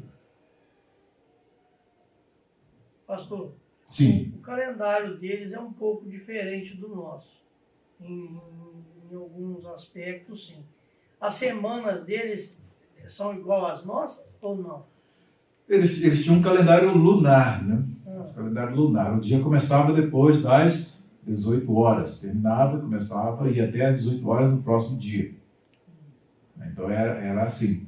Então eles tinham um modo de marcar. Hoje, então, é domingo lá também. Israel é. Hoje é. Hoje é o dia de descanso dos cristãos em Israel. Sábado, o Shabat deles, eles tiram mesmo no sábado. O 7º dia eles tiram lá no sábado, da folhinha. É o dia do descanso dos judeus. O 7º dia dos árabes é sexta-feira. Todo o mercado árabe, tudo dos árabes é fechado na sexta-feira. Então o sábado dos árabes é sexta-feira, o sábado dos judeus é no sábado da folhinha e o sábado dos cristãos é domingo. Por que é domingo? Já expliquei o que significa domingo. Domingo vem do dia do Senhor. Tá? É o Dominus. Toda vez que a gente lê e se dá, fala assim, descansou no sábado. Quem não tem muito conhecimento do que o senhor já passou para a gente, dá sempre a impressão de que nós estamos errados. Uhum. O sábado é exatamente o que? O Shabat é esse dia de repouso. Sim. Num ciclo de 1 a 7 dias, um dia é tirado para descansar. Mostrando para vocês, na nossa aula sobre isso, nós falamos que o sábado poderia cair numa quinta-feira, numa quarta-feira, viu lá aquele fluxo que a gente fez do calendário? Né? Tinha sábados deles lá que caiu na quinta-feira, na sexta-feira, e era rodízio, havia uma rotatividade. Né? Eu mostrei, caía no 10º dia, que não era... Então aí, o 10º dia era o dia do descanso, aí, então já não tinha como fazer essa identidade com o sábado da folhinha. Eles tinham essa flexibilidade. Né? Então depois eu já passei para vocês esse estudo? Ainda não. Eu vou passar para vocês lerem e terem, né, que é ferramenta para vocês. Você ia perguntar? Você ia perguntar? Sim. Então, tipo assim, houve uma mudança de calendário, né, de dias do calendário, porque um dia é um dia é outro. Como que funcionou isso? Como assim? Sobre a relação ao sábado. Uhum. Então, o senhor disse que um é na sexta, outro é no sábado. Lá em Israel. Uhum. Isso. É. Hoje, no momento, a relação calendário nosso. Não, a mudança aqui é o sentido do dia de descanso. Os judeus, né, que foram ordenados pela lei a descansarem do Shabat. E o Shabat deles, por uma questão de adaptação às normas contemporâneas, eles têm que adaptar, tem que ter um dia. Então, esse dia foi convencionado a ser chamado de sábado. Agora, quando nós vemos no Novo Testamento, os cristãos, eles, no sétimo dia, eles fazem o quê? Descansam no dia do Senhor. Que era, no dia do Senhor era o dia em que as ofertas eram tiradas e tudo mais. Então era o dia do Senhor, conforme nós vimos aqui nas epístolas, depois a gente pode voltar a isso aí. Então o sábado significa um dia tirado dentro do ciclo de 7. Tá? Então o sábado do pastor Jair era segunda-feira. Ele trabalhava lá 6 dias, domingo era o dia rádio, saia acordava de madrugada, ele saía do monte, ia para o rádio, do rádio para o estudo bíblico, às vezes tinha jejum o dia todo, aí tinha que ficar ali no santuário, e depois à noite o culto, aí depois no dia seguinte o senhor, a segunda-feira é o teu Shabat, é o seu dia de descanso, aí é o dia de descanso. Tem pastores que têm dia de descanso que só deu terça-feira, tá? Então num ciclo que Deus quer, é num ciclo de 7 dias, não é num ciclo de 7 dias que se tire um. Tá? Ou convenientemente, como o nosso calendário acabou sendo moldado, né, de modo que ter o Dominus Day, né, que é o domingo, Sunday, que é dia de sol, mas o nosso domingo significa Dominus Day, que é o dia do Senhor, então nós, por coerência, nós ficamos no domingo, que é o dia do Senhor. E o Senhor falou para nós que era o dia dele mesmo, que é o dia do Senhor, o Dominus Day. Professor, e vale lembrar que os judeus eles têm o calendário a contagem diferente, né? Ou seja, estamos já no ano 5.800 e alguma coisa. E enquanto o nosso é a partir do Gregoriano. Gregoriano, calendário Gregoriano. Inclusive, eles nem falam depois de Cristo e antes de Cristo. Eles falam como era comum, antes da era comum e depois da era comum. Eles não botam um ponto de divisória aí como Cristo. Eles chamam de comum. O calendário islâmico ele se baseia a partir da revelação de Maomé. Então, cada um tem o seu modo de medir o tempo, né? Então, por isso que há essas diferenças de contagem, né? O importante que nós vemos aqui é que, voltando aqui à nossa pergunta, né? Além dos objetos de ouro que os homens entregaram como ofertas, quais os outros materiais que foram trazidos? E o que as mulheres faziam? Ora, se elas faziam, isso envolve trabalho, atividade. Vejam só, de versículos 23 ao 26. E todo homem possuidor de estofo azul, púrpura, carmesim, linho fino, pelos de cabras, pelos de carneiros, tintas de vermelho e peles de animais marinhos. Aqui, olha a tradução que ele faz aqui, no versículo 23. Versículo 23. O que você vai ter aqui no versículo 23? Novamente, Tahash. Aqui está no plural Tehashim. Tehashim é o plural de Tahash, que é traduzido lá, como nós vimos, melhor tradução, o do gongo, peixe-boi, do gongo. Então já mostra também que, a princípio, o entendimento é que eles só tinham o domínio da terra. Mostra-se também que eles tinham o domínio do mar, o conhecimento, porque Sim, claro. Para você buscar um peixe deste... Eles era muito abundante ali no Golfo. Eles dominavam, né, o mar. Sim, porque foram 400 anos vivendo no Egito, meu filho. Não viveram isolados lá, que eles tinham todo um conhecimento de todas as áreas. Moisés, então, era um erudito. Foi educado dentro do palácio do faraó. E ali, os homens que estavam ali, tinha pessoas de alto nível de intelectualidade, de altas posses, uns mais ricos do que os outros ali no meio daquela comunidade. E gente rica ali, tinha gente que se enriqueceu. Né? Tudo isso é importante observar, tanto é que houve aquela reclamação lá entre eles, né? Faltou carne, alguns tinham, mas outros não tinham, então aí Deus nivelou e mandou codorniz para todo mundo. Então aqui você vê que há uma diferença de classes sociais. E eles tinham, né, tinham competência, capacidade, porque Deus já estava vendo lá na frente. Eles precisavam de ter habilidades. E eles obtiveram antes todas essas habilidades. Eles chegam aqui, as mulheres sabiam tecer, fazer tudo que era preciso para o tabernáculo, Deus já tinha dotado homens e mulheres para fazer o trabalho. Todas as áreas. E aqui é importante que traduz o Terhashim, né? Terhashim, de Tarrash, né? Não como texugo, mas como animais marinhos. E aí nós vimos a figura do bitelo. Cadê a figura do bitelo? Hein? Está comendo alface ainda. Lembra que ele falou aqui sobre ele quer começar as marinhas, né? E de baixo falou calórico, viu? Você vê aqui pelos nadadores aqui, olha aqui os nadadores perto dele. O tubarão vira sardinha perto dele, olha. Olha o tamanho aqui dos tubarões. Os peixes, né? Aqui pode ser tubarão, aqui está cara de tubarão. Será que esse aí não foi que engoliu o Jonas? Pode ser, porque olha o tamanho, olha aqui o tamanho desse. Você pega o nadador aqui, né, você vê o nadador aqui, você percebe que o nadador está bem dentro da barriga dele, tranquilo. Né? Esses são os animais que hoje a gente conhece, fora alguns que já foram extintos. E essa era aqui é uma era em que você já vê que tem muitos animais no fundo do mar, em determinadas regiões, que a gente nem conhece. Quando você começa, tem até não catalogados, né? Mas você pega um animal desse aqui. Eu só conheci agora, mais de perto, por conta da pesquisa. Né? Mas é um bitelão, viu? O do gongo, ó, é um bitelão mesmo. É útil. Ó. Tá? Então é uma tradução plausível aqui para Tarha. Vamos lá então até o versículo 26. Todo aquele que fazia oferta de prata ou de bronze, todo aquele que fazia oferta de prata ou de bronze por oferta ao Senhor, a trazia.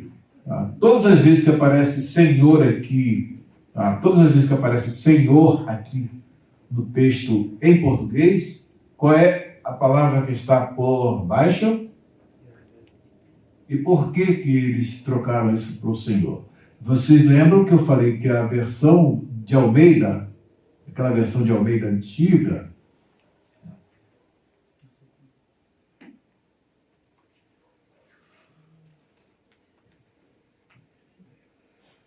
essa versão de 1819, a versão de 1819, em todas as instâncias que tem o tetragrama sagrado, tá? Versículo 24, oferta ao Senhor, aqui você vai ver, oferta ao Tzadiva, olha aqui o antigo português, Ar Jeová. Então era aqui. E eu expliquei para vocês que, por conta do erro que aconteceu lá na Renascença, por não entenderem, retomar os estudos clássicos e a gramática de hebraico, acabaram entendendo que a vocalização do tetragrama com Adonai gerava essa forma, que inclusive é híbrida, Yehová, e na realidade estava dizendo, os maçoretas estavam dizendo o quê? Quando você encontra o tetragrama vocalizado com as vogais de Adonai, você deve ler Adonai, com medo de pronunciar o nome de Deus e ser taxado lá como aquele que está tomando o nome de Deus em vão. Então, aí, essa forma híbrida, que eles não entenderam na época e depois corrigiram, conforme vimos ontem, né, veio a ser a forma final Yahvé. Aqui agora as versões, por exemplo, a versão atual, vamos ver aqui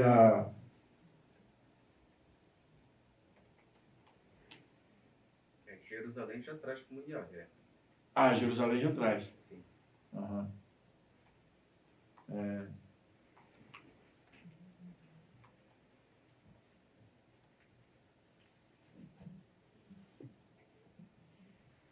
Essa aqui, por exemplo. O que você vai observar aqui? Essa versão aqui já traz Yahvé. Essa versão é a de Jerusalém, latino americana, em espanhol. Essa é a nova versão, a nova Bíblia de Jerusalém, já vem com Yahvé. Tá? Inclusive, ele aqui até coloca Yahvé com Y para não confundir o J do espanhol, Javé.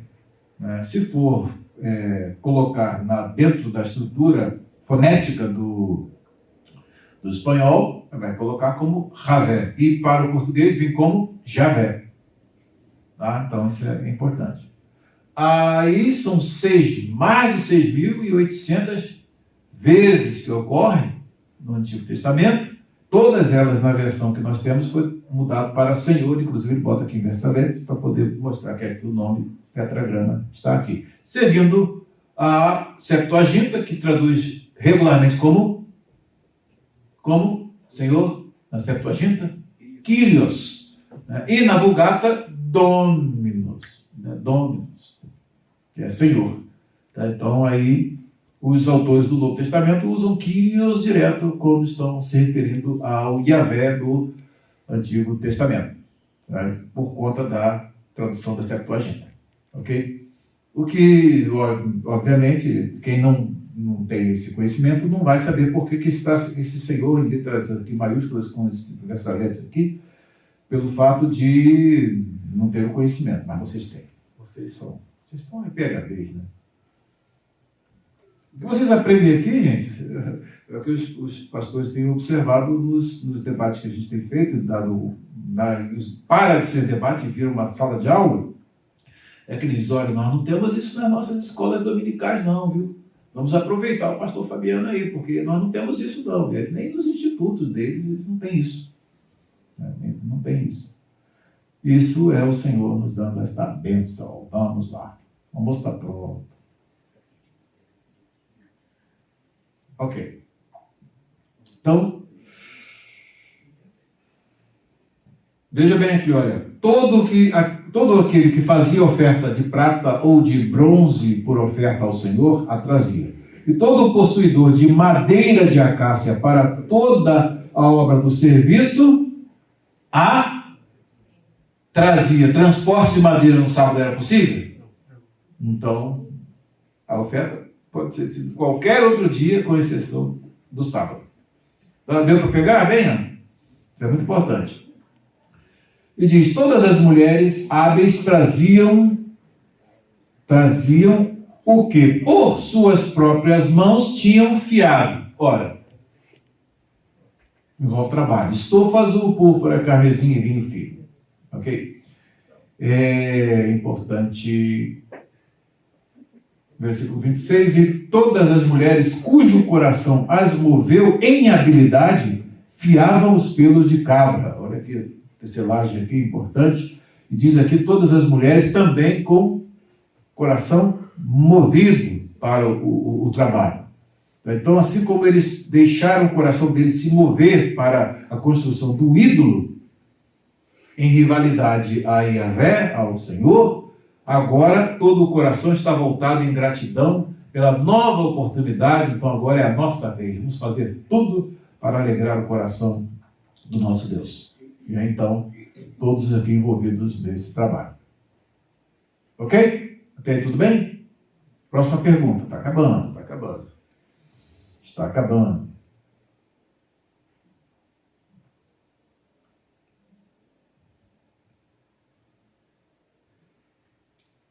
Quais os materiais que os príncipes trouxeram em ofertas, para que finalidades esses materiais foram trazidos e por que eles foram entregues a Moisés? Versículos 27 ao 29.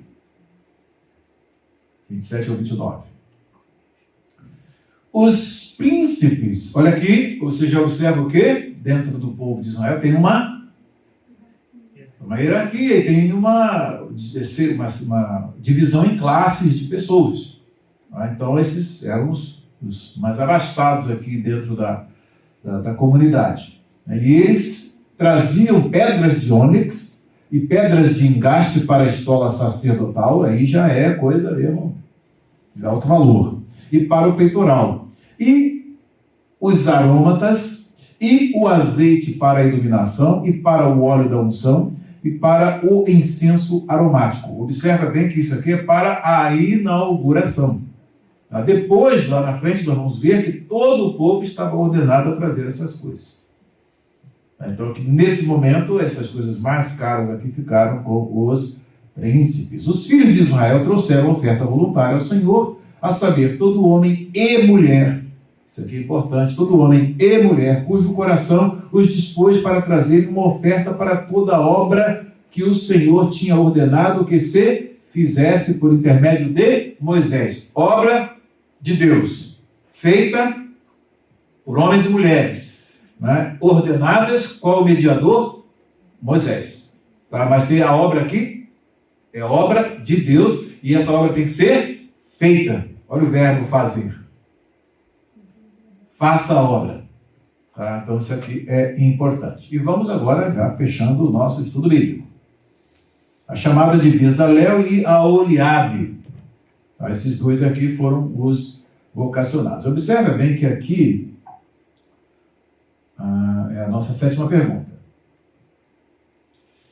Sétima pergunta. Quais os homens que Moisés disse, né, que Deus tinha escolhido para construtor do tabernáculo, e de qual tribo de Israel e de que família eram eles? Vamos ver o que Yahvé ordenou aqui. Uma versão tem Bezalel, outra tem Bezaleel, outra tem Bezaleel. Vamos aqui ver versículos 30 e 34.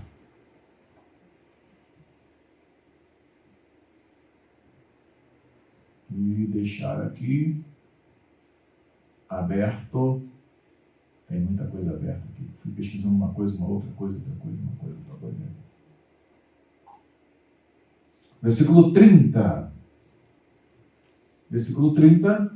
Disse Moisés aos filhos de Israel: eis que o Senhor chamou a Bezalel, e na outra versão está Bezaleel.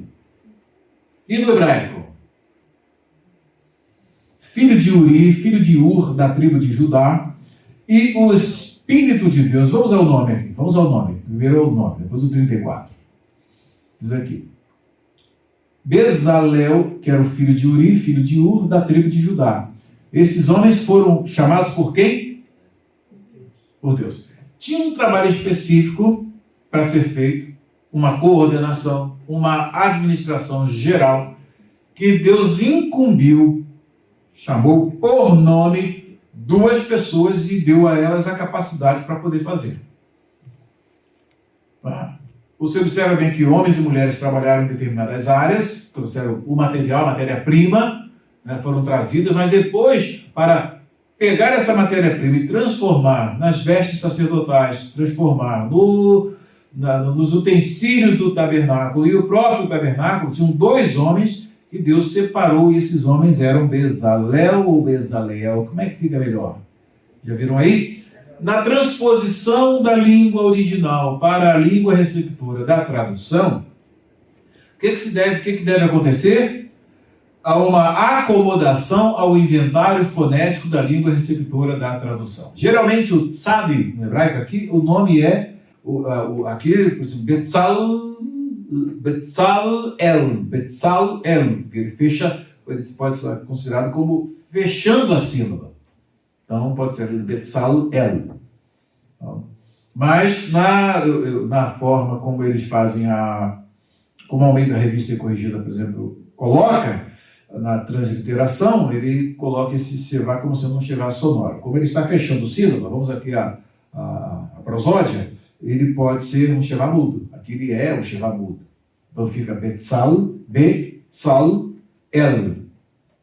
no hebraico. Mas ele leu lá como Betzaleel. E aqui, na realidade, é um Shevá mudo, porque está fechando a sílaba. Tá? Então está na posição de coda silábica. Ok? Então tem o onset, o núcleo, que sempre é ocupado pela vogal, e a coda, que é o fechamento da sílaba.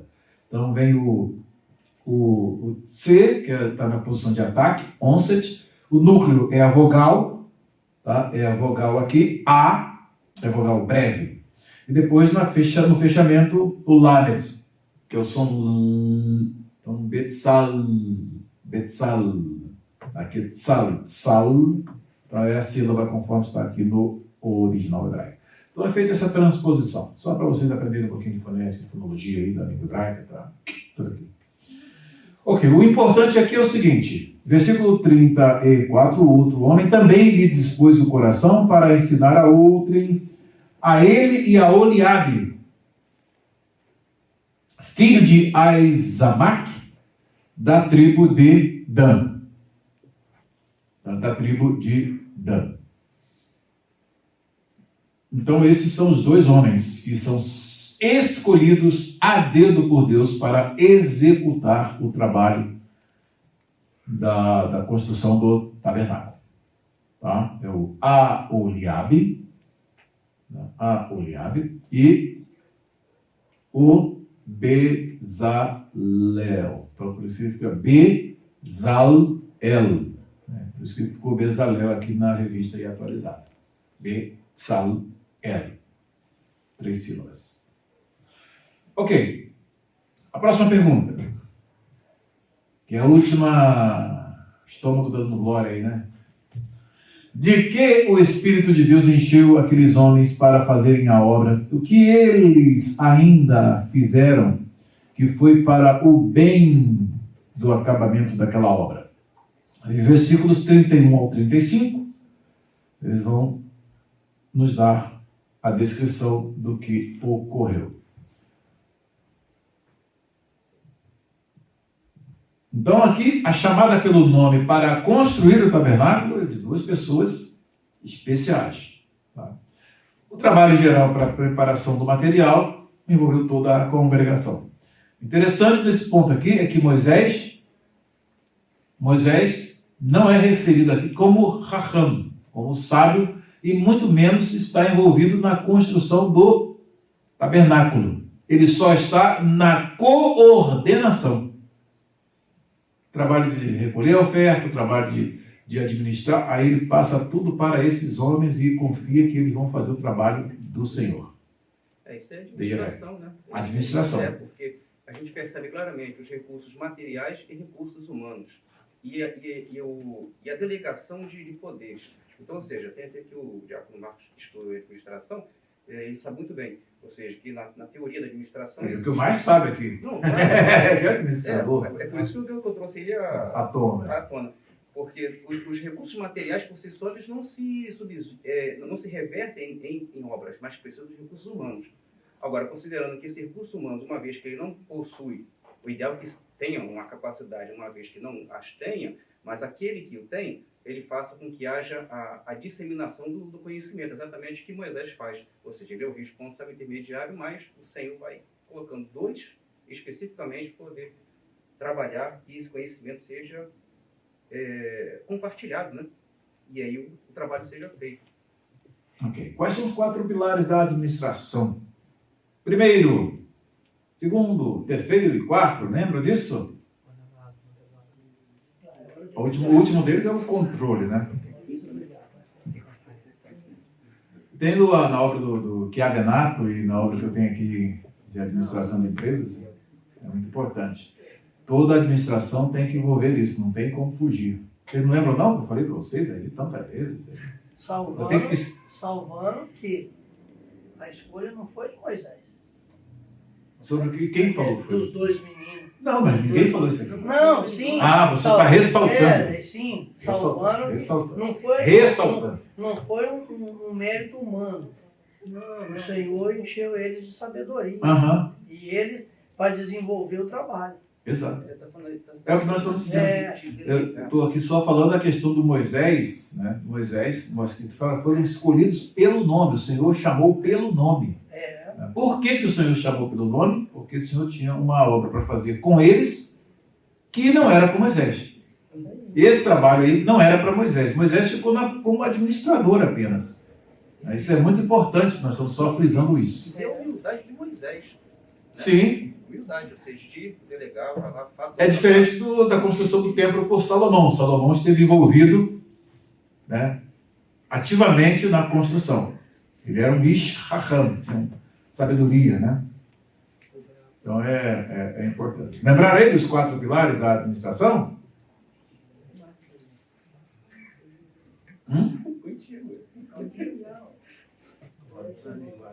Planejar, controlar, dirigir. Planejar, tem a reunião dos recursos. Controlar é o último, né? Dirigir, controlar. Planejar, organizar, né?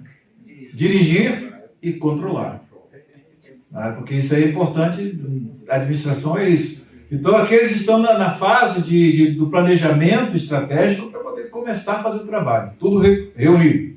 Agora vem a distribuição de tarefas. 2 homens foram escolhidos. Não pode entrar mais ninguém aí.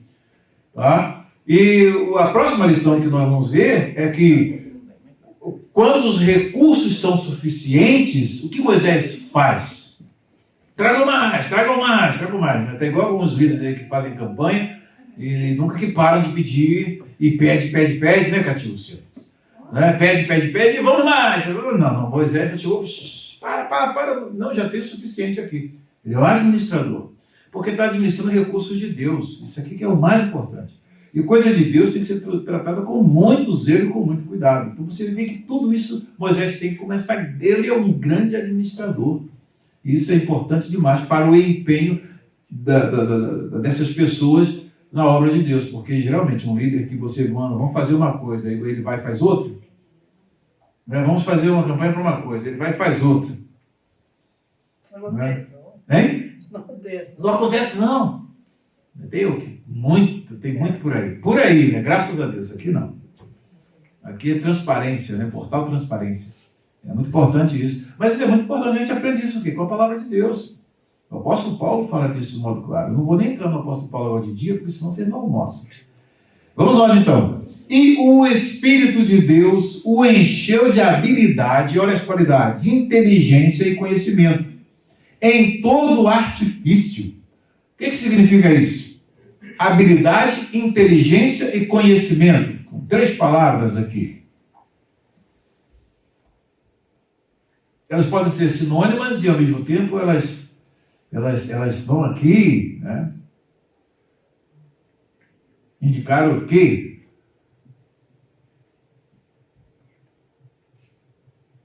Vamos só fazer a relação entre a questão de conhecimento, exatamente abrange o quê? Abrange as diversas áreas em que eles vão atuar. A inteligência é a capacidade de reunir, tá? Você planeja, pensa num determinado fim e elenca as etapas e o material, tudo que você precisa para executar esse fim, para chegar a esse fim. A inteligência nos dá isso. Isso ninguém tem, só nós que temos. Tá? Os animais agem por instinto, nós agimos por inteligência. Porque Deus nos deu a capacidade de projetar, né? Projetar as coisas. Então você está sentado numa cadeira, essa cadeira foi projetada para poder ocupar esse lugar. Né? E a gente distribui, o modo como nós distribuímos no espaço, tudo foi feito com o objetivo de dar essa finalidade. E, para esse projetor funcionar, alguém realizou a tela que vai receber a imagem do projetor. Então, tudo isso envolve o quê? Inteligência. A inteligência é essa capacidade de planejar. Quando lá o índio planeja a flecha, né, o arco e a flecha para poder atirar e fazer a sua caça, ele está usando a inteligência. Nenhum animal tem isso. Bota um macaco para poder inventar alguma coisa. E até hoje não inventou, né? Ainda querem nos diminuir, dizer que nós fomos descendentes dos macacos. O macaco até hoje é macaco. Age também por instinto. Não tem um macaco inteligente que vai fazer as coisas que o homem faz. Sentar, escreve um livro aí, dessa grossura aí. Monta um computador aí. Não tem macaco que aprenda a fazer isso, que saiba fazer isso. Então é uma macaquice ou estupidez dizer que não é vindo do macaco. As coisas é realmente uma coisa absurda mesmo. Então, inteligência, esse software aqui que está envolvido nisso que vocês estão vendo aí na tela, meu Deus do céu, é inteligência. É exatamente o que Deus faz. Vamos fazer o tabernáculo. Precisava de pessoas com capacidade para fazer trabalho em madeira, trabalho em no ouro, fundir. Então, todas as áreas aí ele precisava de ter um conhecimento e a inteligência para executar as tarefas. Tá? E isso vem o quê? E a habilidade é exatamente o quê? Você tem tarefas que podem ser feitas mais rapidamente, mais devagar, e outras mais rápidas, outras que levam mais tempo. Então, você tem que ter a habilidade para poder fazer. Então, é muito importante você ter a capacidade de fazer. Essas 3 qualidades, elas são fundamentais e elas estão aqui dadas em todo o ofício. Em cada ofício que eles vão executar, seja de fundidor, seja de escultor, eles vão ter a capacidade máxima em cada ofício. Diz aqui, em todo o ofício. E para elaborar desenhos e trabalhar em ouro e em prata, aí vai descrevendo, em bronze, e para a lapidação de pedras de engaste, e para entalho de madeira, e para toda sorte de lavores. Também lhes dispôs o coração para ensinar a outrem. Tá? Eram mestres que ensinaram outros a fazerem, porque eles tinham que deixar isso para a posteridade e também no serviço e envolver mais atividade. Isso aí você faz agora, vou te ensinar a fazer, você faz, enquanto eu já vou pegar uma outra aqui mais difícil e vou executar. Então eles tinham sozinhos, eles não podiam fazer. E diz mais aqui, e a ele e a Oliabe, filho de Aizamaque, da tribo de Dan, as 2 tribos, Judá e Dan, encheu-os de habilidade para fazer toda a obra de mestre, até a mais engenhosa, e a do bordador em estofo azul, em púrpura, e em carmesim, e em linho fino, e a do tecelão, sim, toda a sorte de obra, e a elaborar desenhos. Então vocês veem que eles são totalmente capacitados por quem? Pelo Espírito de Deus. Então veja que o Espírito de Deus agindo e atuando para dar capacidades em atividades normais da vida, atividades humanas. Tá? E o Espírito de Deus faz isso hoje também? Faz. Nos capacita, nos habilita. Onde você fez engenharia, pastor Vanilson? Tem fama de engenheiro aí, de construtor e tudo mais. Qual é a faculdade de arquitetura que você fez para elaborar essas casas, essa coisa toda? É o Espírito Santo de Deus que dá habilidade. Nós estamos experimentando um privilégio muito grande. Chega aqui, o que eu sei de hebraico, de aramaico, de grego, que teve professor que sentou para me ensinar? Não teve. Foi o Senhor que me ensinou. Tudo que eu sei foi o Senhor que me ensinou. Eu cheguei na UFRJ, não aprendi hebraico com eles. Eu entrei já sabendo. Eu entrei no Andrew Jumper para fazer mestrado lá, quando falou em hebraico, qual é o curso? Me perguntaram, eles me testaram e viram. Você quer traduzir essa obra aqui para nós? Mas era quem estava me convidando era o doutor em línguas semíticas pela Universidade de Stellenbosch, da África do Sul. Teve a humildade de chegar, não, pastor, faz esse serviço para nós. Porque viu a minha capacidade, quando ele viu linguística, naquele nível do Bruce Watt. Não, você faz esse trabalho para nós? Faço, sim. Percebe? Mas hoje nós temos a ampla visão de que Deus ainda dota, e a igreja precisa de homens dotados por ele. Porque os diáconos, vai ver as capacidades que Deus exige dos diáconos ali, que os apóstolos enumeraram. Homens cheios de sabedoria e do Espírito Santo, para poder fazer a obra de Deus, e assim sucessivamente, em todas as áreas. E na área de mestre, de ensino, nós também precisamos de o Espírito Santo dotar. Porque tem um monte de pessoas, várias pessoas aí com título de doutor,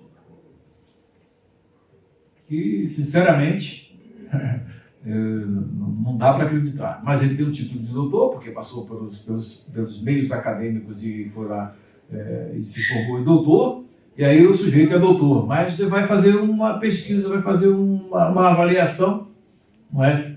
Aquilo. É porque ele simplesmente passou por um critério humano de capacitação. É diferente do critério divino. Quando Deus capacita, ele enche, ele dá com abundância. É exatamente disso que nós estamos precisando. Buscar sabedoria em Deus. É Ele que põe doutores na igreja. E está pondo. Feitos por Ele. Com exclusividade. Meu professor exclusivo é o Senhor Jesus. Tudo que o meu ungido sabe, fui eu que ensinei. Então, às vezes eu estou aqui querendo ter uma coisa que eu estou com dúvida, querendo desmiuçar, daqui a pouco vai abrindo assim, vai caindo, vai escrevendo. Às vezes eu vou direto, sempre, talvez 5 horas da manhã. Mas escrevendo esse livrinho que a gente está escrevendo para publicar, sobre o nome, a pronúncia do tetragrama e a legitimidade do nome de Jesus, hoje já virei noites aí, várias vezes a semana passada. Vai vindo aquela iluminação de Deus na nossa mente. Então é disso que nós estamos precisando, e foi isso que Deus fez, capacitou a esses homens para poder fazerem o trabalho mais importante do ministério de Moisés. E Moisés falou, bem, agora é com vocês. Tá? O trabalho dele foi só fazer o planejamento estratégico. Agora a execução é dele. E ele vai controlando, né? Porque o controle faz parte também da administração. Bem, num paralelo com o que nós vemos no Novo Testamento, para fecharmos a nossa aula de hoje, as ofertas do Novo Testamento, conforme nós aprendemos na Epístola do Apóstolo Paulo aos Coríntios, capítulo 8, capítulo 9, elas também são voluntárias? Elas são promessas, são ofertas feitas com finalidades específicas? E essas finalidades específicas precisam ou não serem atingidas? Tirou a oferta para os santos pobres da Judéia. Tem que ser usado para quê? Para os santos pobres da Judéia. Tá? Então, ou seja, são ofertas que são tiradas com finalidades específicas, e elas têm que ser usadas única e exclusivamente com as finalidades específicas. É isso que nós aprendemos, e isso tudo envolve uma voluntariedade, é aquilo que cada um contribua com o que tiver proposto no coração. Tá? Mas geralmente a motivação maior que vem para nós contribuirmos é quando sabemos que as ofertas estão sendo bem utilizadas. Quando tudo que nós fazemos tem prestação de contas, tem acompanhamento para poder saber o que nós estamos fazendo, o quê? Isso. E como é que está sendo? Está sendo feito? Está sendo feito. Isso é fundamental para que os corações fiquem abertos. Não é? Então, essas são senhas que a gente vai aprendendo ao longo do nossa caminhada aí, que começou lá em 1987 no Ministério Pastoral, que tem sido bem sucedido até os dias de hoje. Que Deus nos abençoe, obrigado pela paciência de vocês e até o nosso próximo estudo. Amém. Amém tem que sair alto, né? Amém. Amém.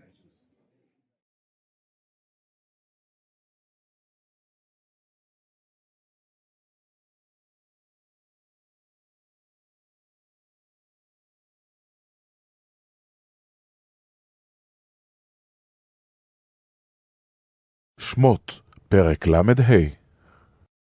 ויקהל משה את כל עדת בני ישראל, ויאמר עליהם. אלה הדברים אשר ציווה אדוני לעשות אותם. 6 ימים תעשה מלאכה, וביום השביעי יהיה לכם קודש, שבת שבתון לאדוני.